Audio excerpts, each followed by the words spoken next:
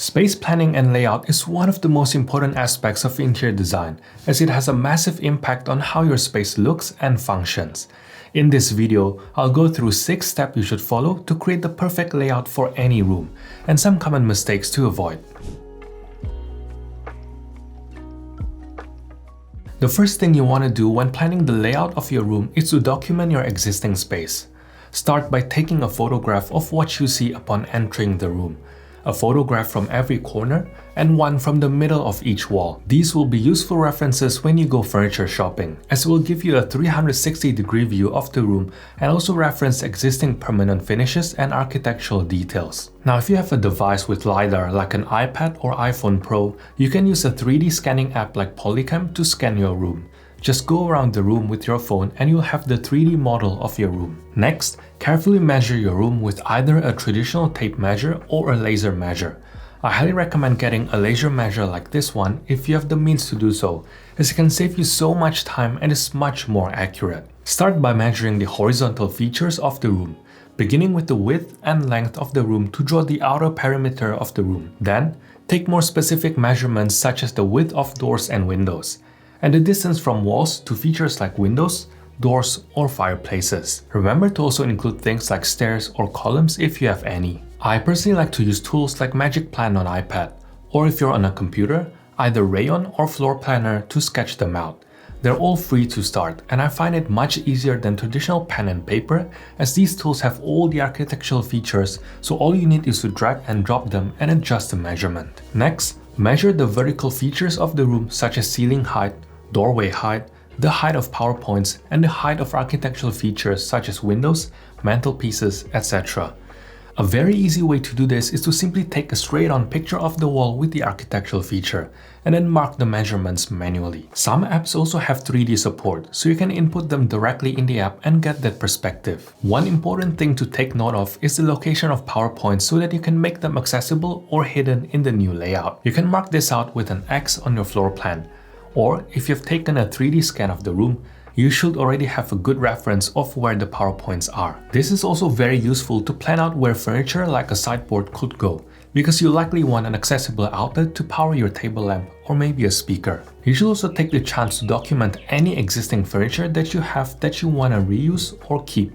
When you do this, make sure you measure each piece and note them down, so you have a reference of how big or small you can go with new furniture when planning your layout. Proportion is one of the key design elements, so if you plan to reuse an existing sofa, make sure the new coffee table is not too big or too small in relation to it. I've also made a room layout guide which you can download for free here or down below.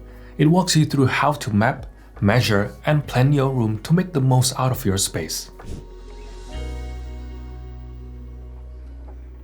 It is best to start with a blank canvas so you can make something new of the room.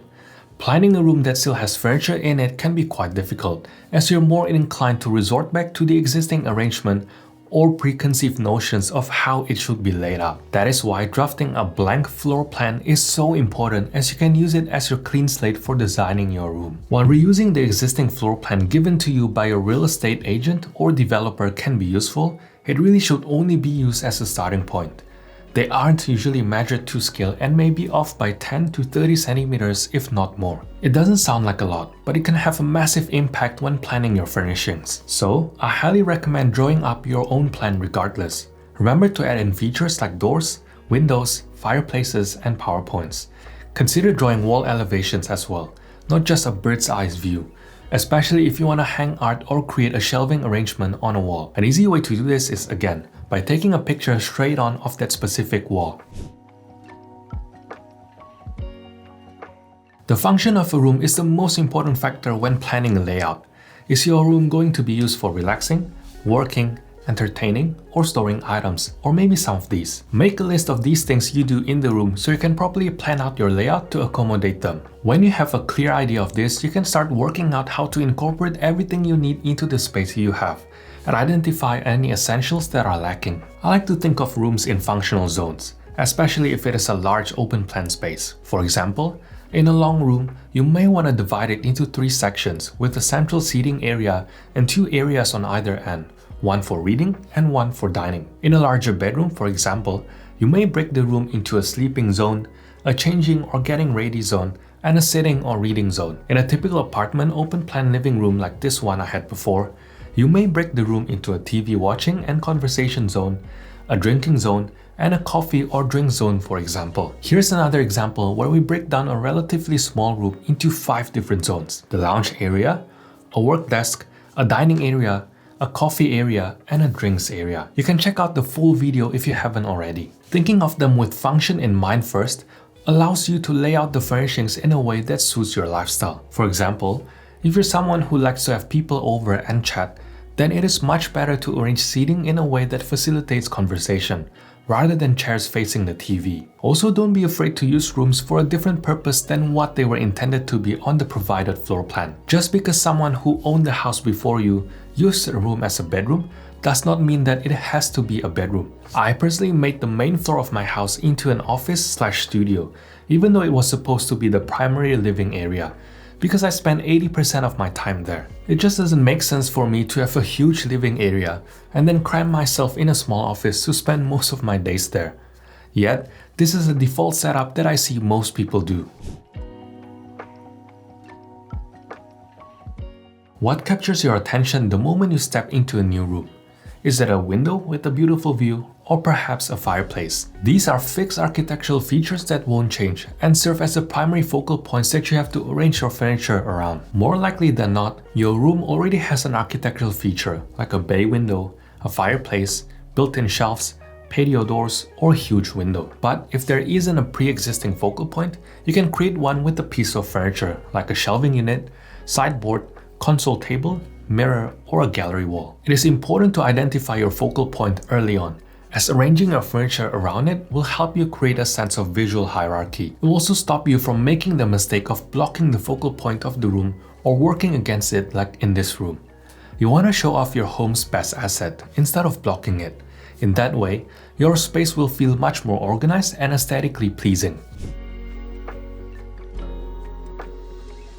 Now that you've got your measurements and know your room's function, you can start experimenting with different layouts. I suggest that you draw up different furniture arrangements on your floor plan before actually purchasing or moving furniture about. If you've physically drawn out your floor plan, you can draw up your furniture pieces on separate pieces of paper, cut them out, and experiment with different layouts by moving them around. When experimenting, start with the foundational items such as your bed, sofa, or dining table, because they're the main functional pieces of the room.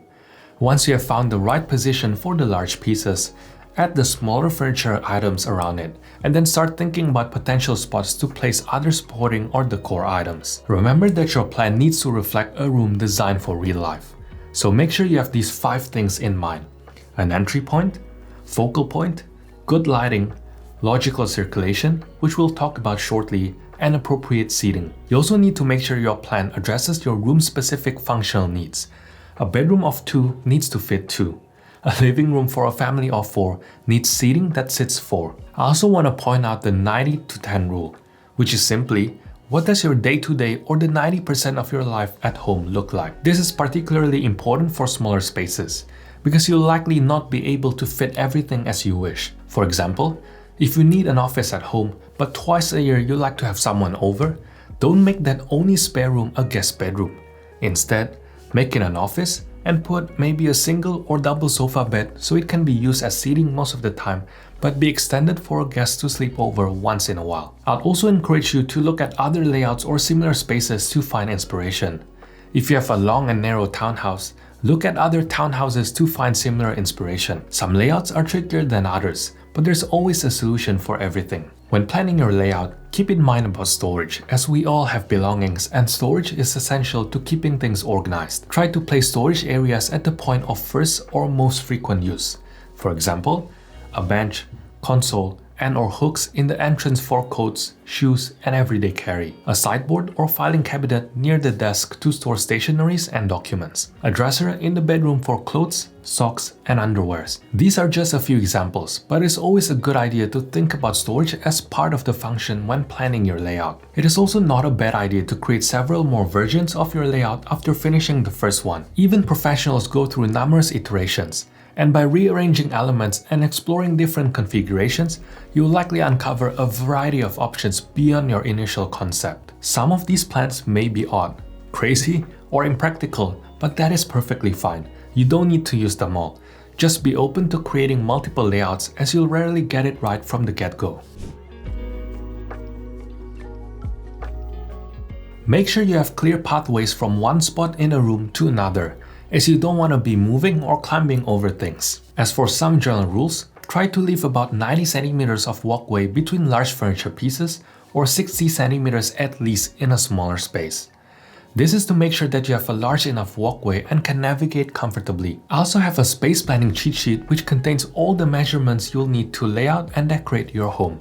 Things like art, seating height, pendants, curtains, and many more. You can check them out right here or down below. Another thing to keep in mind is the wallflower syndrome, which is when every piece of furniture is pushed against the wall and you're left with an empty space in the middle. If you have a bigger space like this, try to pull your sofa out from the wall, group them with a rug, and create a more intimate setting. This all comes back to the design concept of balance. You don't want to cram everything to one side of the room, otherwise you'll mess up the balance of the space. Once you've moved your seats closer together, you can then fill in the rest of the space with different zones or functions. But be careful, you don't want to go overboard and fill in every nook and cranny. Having some negative space is so important so the pieces you've chosen can stand out. You also want to be planning the traffic flow in each room so people don't have to walk through the middle of a seating area, unless there is no other option. The best way to plan this is to imagine yourself walking around the space. How do you move from one room to another? Is anything obstructing it? Can you open all your doors with your current furniture placements? It can be really helpful to physically draw out your walking paths, so you may want to make a copy of your floor plan to do this. Start by drawing a line from your front door to another door or room. This is usually the easiest way to draw out the walking paths.